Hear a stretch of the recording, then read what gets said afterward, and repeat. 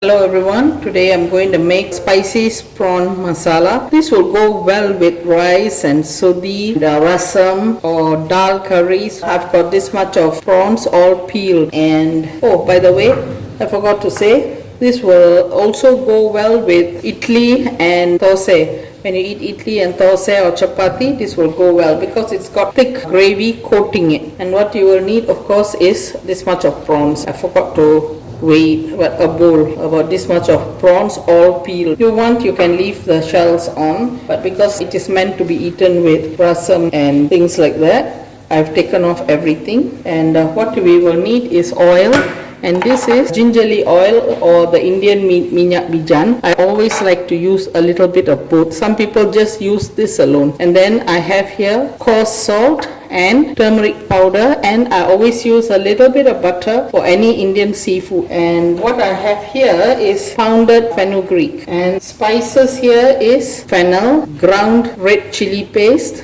thick, and 1 heaping spoon of coriander seed, half a soup spoon of chilli powder, half a soup spoon of jintan putih, that means cumin powder, okay, and half a soup spoon of pepper powder, okay. And we also need curry leaf, ginger garlic paste, a bit of tamarind, a little bit of thick coconut milk, and 1 tomato chopped up, 1 green chilli chopped up, and 2 large onions chopped fine, okay. And this dish has got 2 parts. One is how you prepare the prawns prior to cooking. So I'll be using 2 small pots. I have clay pots, exactly 2, but you can use any pot you like. Add in a little bit of turmeric, just a little bit, I would say about half a teaspoon, and a pinch of coarse salt. I always say rock salt, I don't know why. Is that what I mean is very coarse salt, okay. I'll mix this and leave it.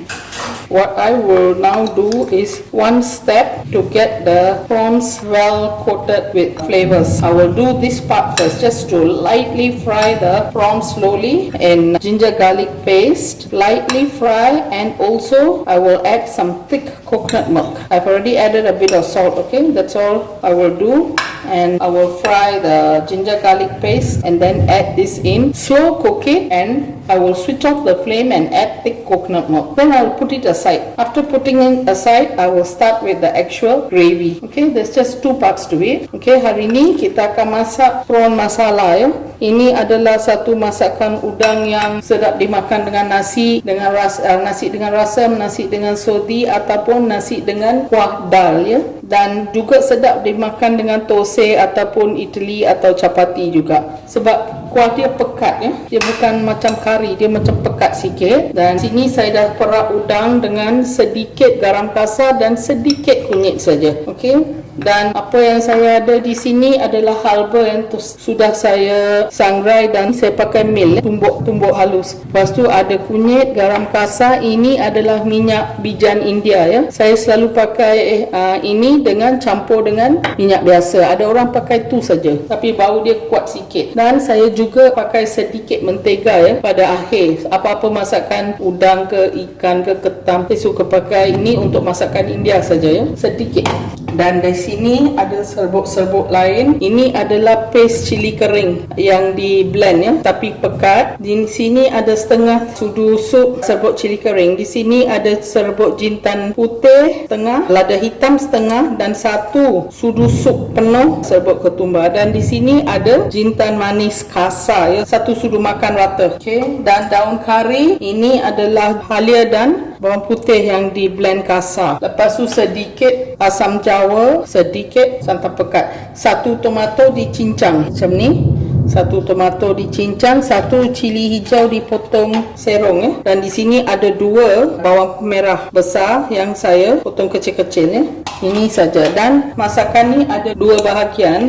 Satu ialah udang yang telah diperap ni, saya akan mula-mula tumis dengan sedikit minyak, bawang putih dan halia dalam minyak. Lepas tu masukkan ni api kecil dan goreng-goreng sampai dia wangi. Dah ada sedikit garam dalam tu kan, so dia mesti akan wangi. Masa dah macam masak dia macam just nice gitu, saya akan tutup api dan masukkan santan sedikit, jadi dia tak terlalu masak. Lepas tu dalam satu lagi periuk saya akan campur ni lah, ini dipanggil masala masala lah. Rempah-rempah ni kita panggil masala. Kita akan siapkan ini dulu dan siapkan kuah dia semua dah sedap, semua dah okey, baru masuk balik santan dengan udang ni yang sudah pun kita masak dengan bawang putih halia ya. Dua bahagian.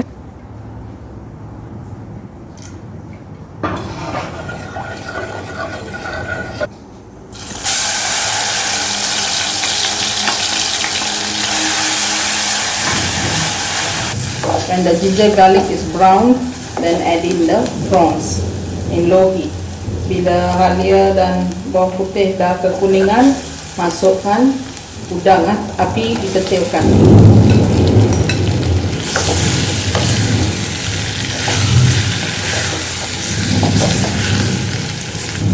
Just cook until this stage because we don't want it to fry until the ginger garlic paste coats. And then to kill off the cooking process, add in a little bit of coconut milk. I've already switched off. This is to stop the cooking process because we will be further cooking it later, so we don't want to overcook the prawns.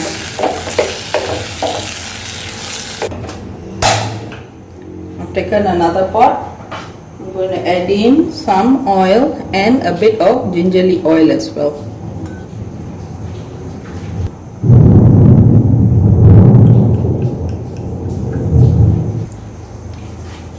Put in the fennel. Masukkan jintan manis dulu ya.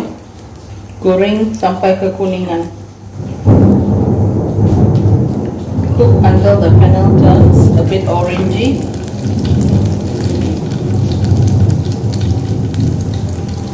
Then add in the thick chilli paste.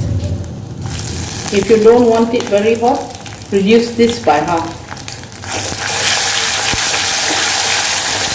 Kalau tak mau terlalu pedas, kurangkan chilli paste pekat ni, separuh lah, pakai separuh daripada tadi. Jadi sekarang saya masukkan daun kari. I'm adding in curry leaf, followed by the onions and the chilli, green chilli.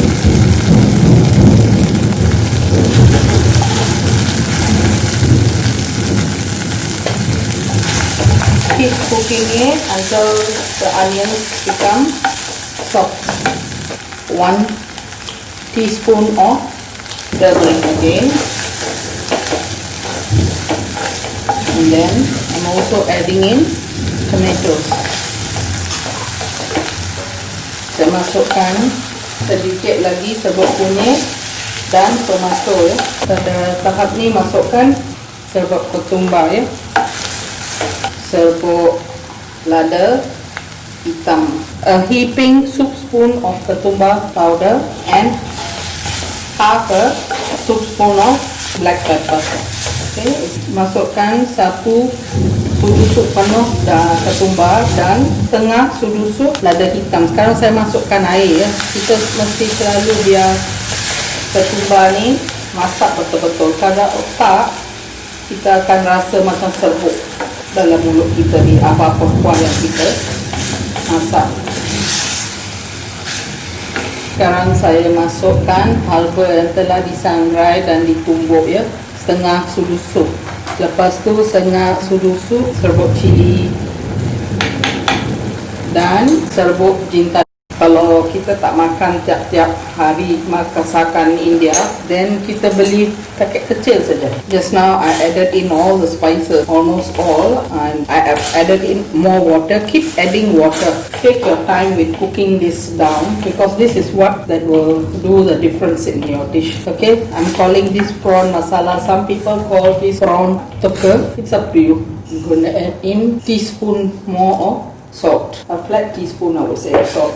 Semua rempah dah dimasuk sekarang ya, dan nanti sudah 2 kali masukkan air. Kita kena masak ni lama ya. Ini yang buat perbezaan dia. Rempah ni kena betul-betul masak ya. Yang tinggal lagi cuma paste asam jawa pekat dan juga mungkin Aunty campur lagi halba. Bolehlah campur sekarang. Tadi pun pakai halba kan, sekarang pakai sikit lagi. Dah rasa pun tadi Aunty tambah garam semua. Lepas ni masak api kecil sampai dia pekat, dia macam sambal. Baru masukkan paste asam jawa, lepas tu masukkan udang. Biar dia pekat, dia macam sambal yang pekat sikit. Sebab udang pun dah ada santan dalam tu. So jangan pakai banyak-banyak air. Air hanya untuk memasak rempah ya. Sudah sedap. Masak dia lagi lama kita masak lagi sedap. Okay. I'm adding in the tamarind. I've just added the tamarind paste and I'm going to cook it down again. Saya baru masukkan paste asam jawa ya, sedikit saja, macam 1 sudu teaspoon, 1 sudu kecil ya. Lepas tu kurangkan air ni masak. Sekarang saya akan tutup dan masak dia lagi. Boleh rasa-rasa dulu. I'm going to close and cook it down further, but do taste it. Okay. It has thickened somewhat. I'll let it dry up a bit more. Sudah pun pekat, tapi saya akan biar dia kering lagi. Tadi Aunty dah testing, garam memang kurang sikit, tapi dalam udang tadi saya dah masukkan sedikit garam. So Aunty tak nak adjust apa-apa sekarang ya. Ini memang pedas dan manis tu datang sendiri. Tak payah bubur jaggery ke apa. Manis tu datang daripada udang. Dan butter tu pun akan kasih satu kelainan lah. I'm not going to add in any more salt here now because the prawn has already got a little bit of salt in it, and I'm not adding jaggery or anything to this because the prawns itself is plumpy and what do you say, is plumpy, and its natural sweetness will be there, and the salt will also come from the butter, and so I will only add the butter last. There's already a very nice aroma at this stage. I think this could do with a bit more tamarind at the end, but I'm not going to use tamarind. Instead I'm going to use 2 small pieces of lime, about half a small lime. Okay, now the oil is already coming up. What I'm going to do is lower the flame again and add in all the prawns and the santan that was in here. Every last drop. There you go. Scrape out all the goodness in here. Keluarkan ke semua dalam periuk tadi ya, dan masukkan. Dan saya sudah sediakan sedikit limau nipis kalau perlu ya. Dan di sini masa ni saya akan masukkan mentega ya. Mentega ini pun dah masin, so kita testing lagi perlu tak kita masukkan garam. I'm already adding in the butter and we will taste and see whether we really need to add in any more salt because butter is also salty. I'm going to taste the gravy. I think I will need a bit of that lime, but what I will do is cook it a little bit more with the prawn in it. Saya masak seketika lagi ya dengan udang-udang itu semua sebelum kita tengoklah perlu tak adjust garam, dan kali ni jangan pakai garam kasar, pakai garam halus ya. Nanti masukkan 1/4 sudu kecil. I've added in about 1/4 of a teaspoon of fine salt, and now I'm going to put in the lemon juice. Saya masukkan perlahan limau nipis ya. Ini lepas masak jangan tutup terus, melainkan kamu nak kuah macam ni lah. Kalau macam Aunty nak kuah yang pekat sikit, so saya takkan tutup serta-merta ya. Aunty akan tutup api dan sekejap lagi Aunty akan tutup dengan penutup. Saya akan tunjuklah macam mana masa hidangnya. I've already off the stove and I'm just going to let it evaporate a little bit more before I close it. And I must tell you, for this recipe I would rate this dish for spiciness up to 9, okay, because of the pepper and all that. Okay, this is prawn masala. I hope you all try it at home and let me know how it turned out. Like I said, it's a pretty hot dish. About I would say on a scale of 1 to 10 this would be 9, so adjust accordingly. But it's really nice, and do like, subscribe and share my recipes. I'm really in need of subscriptions. I've got quite a lot of views but very few subscriptions, so please share and subscribe. New viewers, I hope you all subscribe to my channel. Okay, thank you, bye bye.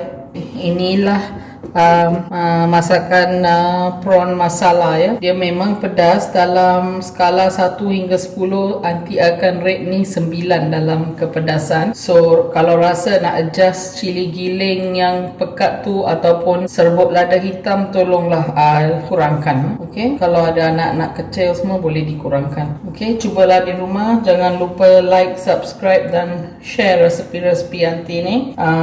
Aunty memang memerlukan subscription ya, sebab viewers views yang saya dapat okey, tapi bila compare dengan subscribers kurang pula. Tak tahu kenapa sampai macam tu. So tolonglah subscribe. Orang yang baru tengok channel, tolong subscribe dan cubalah resepi Aunty ya. Bye.